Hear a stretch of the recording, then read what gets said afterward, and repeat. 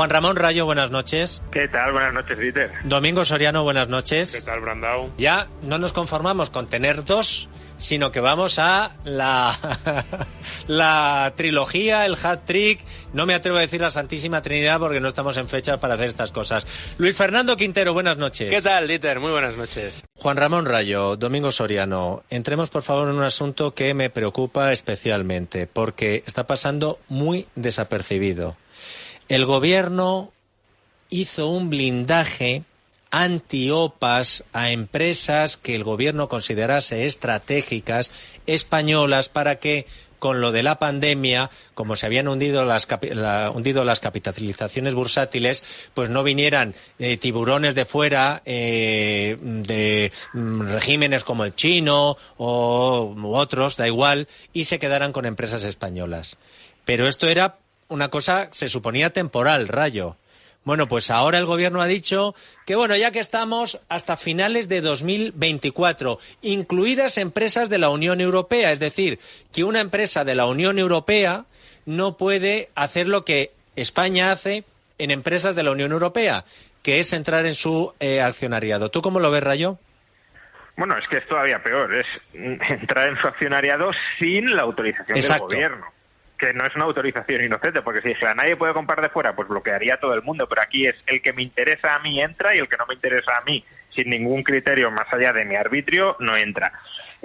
A ver, yo la medida la critiqué originariamente porque incluso en momentos de la pandemia, si España necesitaba una inyección de capital, pues bienvenido sea el capital foráneo. Hombre, si me dices, ¿lo va a comprar un régimen? Bueno, vale, a lo mejor en algunos casos habría que vetarlo, pero empresas de la Unión Europea, ¿qué problema hay con que compren empresas españolas? Que ya me parece absolutamente ridículo y en contra del mercado común y demás. Vamos, somos tremendamente rápidos para ir a pedirle dinero al contribuyente alemán. Ahora, si viene el inversor alemán a traernos dinero a cambio de algo, claro, a cambio de quedarse en los activos que está comprando, ahí ya no queremos ese dinero. Bueno, yo lo critiqué en su momento por esto, pero es que ahora, como bien dices, ya está pasando de castaño a oscuro o está pasando de un objetivo que era criticable en términos económicos, pero no necesariamente políticos, a algo que ya no tiene que ver con la economía y tiene que ver todo que ver con la política. Y es, a mí no me interesa que otras empresas que yo como gobierno no puedo controlar porque son empresas de fuera, que en todo caso a lo mejor responden a gobiernos europeos, en el mejor o peor de los casos, pero desde luego no responden al gobierno español, no me interesa que compre algunas empresas que ahora mismo sí responden al gobierno español. De manera muy clara, para que todo el mundo lo entienda, el Grupo Prisa. El Grupo Prisa es un grupo de comunicación con mucha visibilidad en España, pero que está en números rojos y, por tanto, necesita ampliaciones de capital. ¿Quiénes pueden hacer esas ampliaciones de capital? Pues o inversores españoles o solo otros inversores extranjeros que autorice el gobierno, es decir, que pasen por el filtro del gobierno. De manera que el gobierno se sigue asegurando el control ideológico del Grupo Prisa, porque no sé, imaginémonos que Berlusconi quiere comprar el Grupo Prisa. Claro, no sé muy bien qué línea editorial adoptaría, pero no tiene por qué ser ni mucho menos una línea que esté ajustada a los intereses del gobierno. Y por eso es tan sumamente criticable que ahora que ya ha pasado la pandemia y por tanto ya no existe ni siquiera esa excusa de momentos extraordinarios donde hay que tomar medidas extraordinarias, que esta medida se mantenga. Pero como solemos decir, nada hay más permanente que una medida política temporal. Sí, además, a mí me preocupa por varias cosas. La primera es porque puede generar dudas incluso sobre el conjunto del mercado. Es decir, al final los inversores extranjeros van a empezar a pensar, España es un sitio en el que mejor no mirar, porque ya sea porque me afecta directamente esta norma, que va a afectar a muchas empresas o que está afectando a muchas empresas muy importantes, ya sea porque dices, bueno, es que en cualquier momento me pueden aprobar otra similar o igual de caprichosa, igual de arbitraria que afecte a mi inversión en el futuro, con lo cual el mercado español, que si de algo necesita, yo creo que sí, a mí este tipo de medidas me duelen o me fastidian porque si algo necesita el mercado español es entrada de capitales, inversiones, también muchas veces el aire fresco que traen nuevos inversores, nuevas ideas, nuevas formas de hacer las cosas, es que necesitamos eso. ¿Cuál es el reproche que se le hace tradicionalmente al IBEX 35 a las grandes empresas españolas?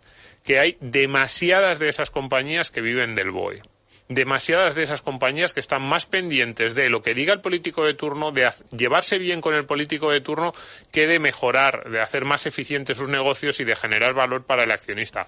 Porque en buena parte, también es verdad, lo hacen porque es que el accionista al final depende un poco de lo que salga en la legislación. Entonces, este tipo de medidas lo único que hace es reforzar todavía más una de las grandes debilidades del IBEX 35 y una de las grandes razones por las que a las empresas españolas les ha costado tanto renovarse, innovar, ser competitivas.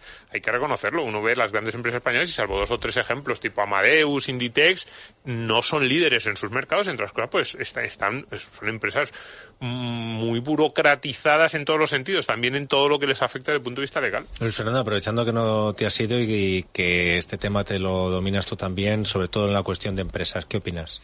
Pues fíjate, yo creo que aporta, además de todo lo que han dicho Rayo y Domingo, un elemento de arbitrariedad brutal, porque sí que se han dado compras de empresas que se pueden considerar estratégicas. Pensemos la bolsa española es propiedad de SIX, de la bolsa suiza. Ya no es propiedad de una empresa española, estamos hablando de la bolsa de valores, del IBEX 35. Estamos viendo cómo un empresario de origen armenio está hablando de trocear Indra. Y aquí el gobierno no ha hecho esta boca es mía. Lo único que se está diciendo es que el precio que le ha puesto a la parte tecnológica de Indra no está acorde con el mercado. Es que ese mismo empresario es el que está buscando alternativas para la empresa que decía Rayo, para el grupo Prisa, de la que es presidente, el señor Ugurlian, y no está encontrando inversores. Entre otras cosas porque los tiene que aprobar el Ejecutivo, tiene que dar su visto bueno. Es más, es el Gobierno el que le está buscando los socios a Prisa, pero sin demasiado éxito por ahora, porque efectivamente Prisa ahora mismo es un agujero que come capital y no ofrece ningún tipo de retorno prácticamente. Con lo cual, a la visión de un Gobierno que tiene que decidir quién puede entrar o quién puede hacer negocios en España comprando compañías o no, resulta que luego llegan y resulta que a unas sí y a otras no, dependiendo de los intereses del Ejecutivo. Y con compañías, además, muy importantes, que ofrecen otra visión.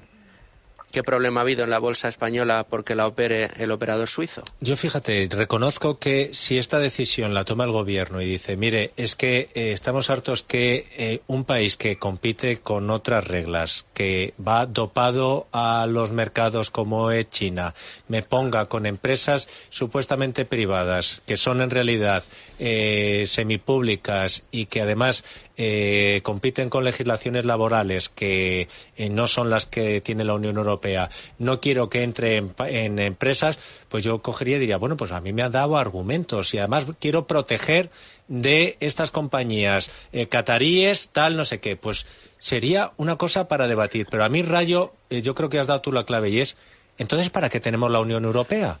Porque imagínate que el resto de países haga algo que se llama reciprocidad y que diga Francia, o sea que Vivendi no puede comprar las acciones que quiera del grupo Prisa. Bueno, pues a partir de ahora se vetan todas las operaciones de empresas españolas o en el Reino Unido, que diga, o sea que Ferrovial, que está en el aeropuerto, que Inditex, que oye, que hace Santander, tal, que el Santander en Portugal, que Rayo, es que si por esta regla de 3 se ha acabado la Unión Europea en la parte que se supone que era más mollar, que era la económica. Sí, totalmente. Vamos, se acaba la Unión Europea como libertad de movimiento de capitales, no como movimiento de capitales politizado. Bueno, final, sí, claro, que siempre quedará Qatar y el Parlamento Europeo, sí. Seguiría circulando el capital, pero según el entendimiento entre gobiernos, sería un reparto de cromos entre empresas nacionales. Oye, que esta empresa es amiga mía y le interesa comprar una participación en una empresa tuya. ¿Qué hacemos? Vale, pues esta otra también quiere intervenir o también quiere comprar otra empresa tuya, hacemos este intercambio de cromos. Al final, en sectores que se llaman estratégicos, que al final se convierten en sectores politizados porque el gobierno los controla tanto que es que si no pasas por el gobierno ya no se puede invertir ahí, pues serían sectores no sometidos a las reglas del mercado, sino al capricho de los políticos. Sí, pero es que entre las intervenciones parte de política monetaria, política fiscal, ayudas que están zombificando nuestra economía. Muchas empresas que deberían ir saliendo, deberían ir desapareciendo, desgraciadamente, en parte, probablemente para muchas de ellas, pero dejando que esos recursos escasos se repartan por otros lados. Y este tipo de intervenciones cada vez más constantes en cada vez más mercados, lo que acabas teniendo es una economía, a ver, no voy a decir que seamos la Unión Soviética, pero somos una economía cada vez más intervenida y en la que cada vez se toman menos decisiones en función de las expectativas, de dinámicas de mercado, de pensar en lo que van a querer o no van a querer los consumidores o cómo puedo yo innovar, y se toman más decisiones pensando en lo que va a pensar el político. A ver, Dieter, tú esto lo conoces de primera mano, como, bueno, cualquiera de los que estamos aquí, también Rayo.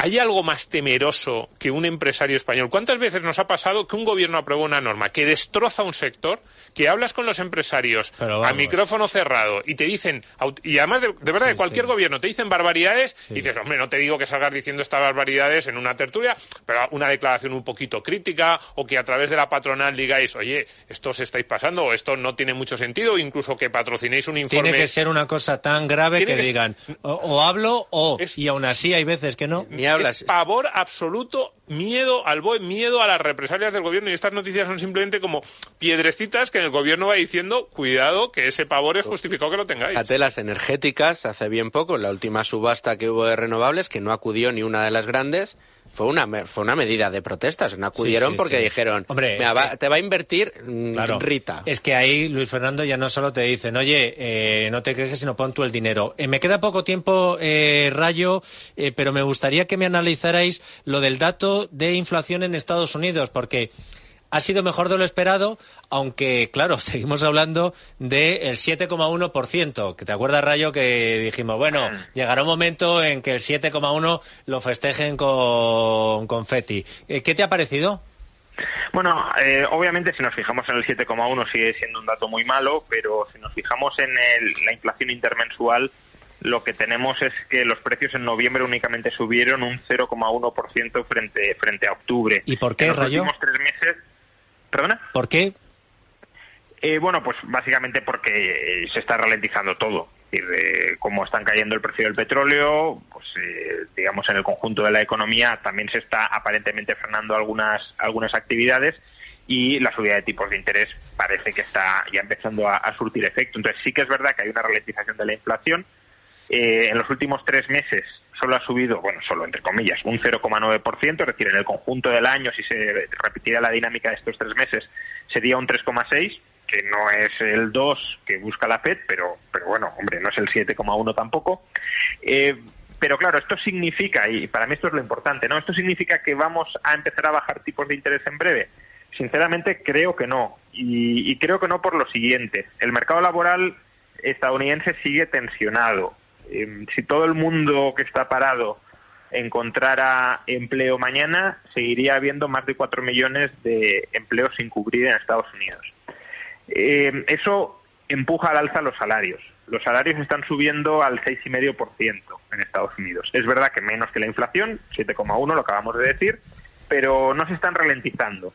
Con lo cual, mi impresión es que la FED lo que va a buscar es ralentizar de verdad la economía, y hasta que no vea ralentización no va a parar, hasta que el mercado laboral se destensione, es decir, hasta que empiece a haber algo más de desempleo, algo menos de demanda empresarial de trabajadores, porque si no, claro, es que aunque los salarios se desaceleren al 5% o al 4,5%, eso te fija un suelo a la inflación, porque va a haber o puede haber una espiral precios-salarios de suben los salarios un 4,5%, suben los precios un 4,5%, etcétera. Sí, no, a mí yo estoy bastante de acuerdo con el análisis de Juan Ramón. No hay ninguna pista, ninguna declaración, ninguna de esas, ¿cómo decirlo?, esos mensajes así subterráneos que a veces dejan los banqueros centrales, que apunten a que va a cambiar radicalmente la política de tipos de interés en los próximos meses. Entonces, es buena noticia ese dato de inflación, yo creo que es buena noticia, pero no anticipa un cambio sustancial en los próximos meses en lo que se ha ido haciendo, y yo creo que eso es lo que más a nosotros también nos interesa. No va a haber un cambio sustancial. Es verdad que el mercado ahora está revisando las cotizaciones después del dato de inflación. Efectivamente, pues todas las bolsas han han subido porque han interpretado que la Reserva Federal probablemente no quiera ser, al menos en el corto plazo, tan agresiva como estaba previsto, aunque yo creo que sí que va a mantener la subida del medio punto. Vamos a ver qué es lo que decide la Reserva Federal. Pero en cualquier caso, aquí hay una diferencia muy importante, o yo creo que es muy importante, entre Estados Unidos y lo que está sucediendo en Europa. En Estados Unidos estas subidas de tipos se están acelerando algo más. Yo estoy de acuerdo también con Rayo. Yo creo que la Reserva Federal va a buscar congelar un poquito la economía para poder controlar fundamentalmente la inflación, y lo va a hacer sin que le tiemblen las canillas. O sea, lo va a hacer porque lo va a hacer. En Europa, la sensación es que vamos a estar un poco más tibios. El Banco Central Europeo va a estar más tibio, va a tratar de no ralentizar tanto la economía, de no tomar decisiones muy fuertes que tambaleen el mercado. Y esto va a suceder, yo creo que por dos motivos fundamentales. El primero, por el propietario de los bancos centrales. En Estados Unidos son los bancos, en Europa son los estados. Y la inflación en Europa, pues a los estados que están súper endeudados tampoco les molesta en el corto plazo tanto, con lo cual aquí vamos a ver dos velocidades. Juan Ramón Rayo, un abrazo fuerte. Un fuerte abrazo, nos vemos.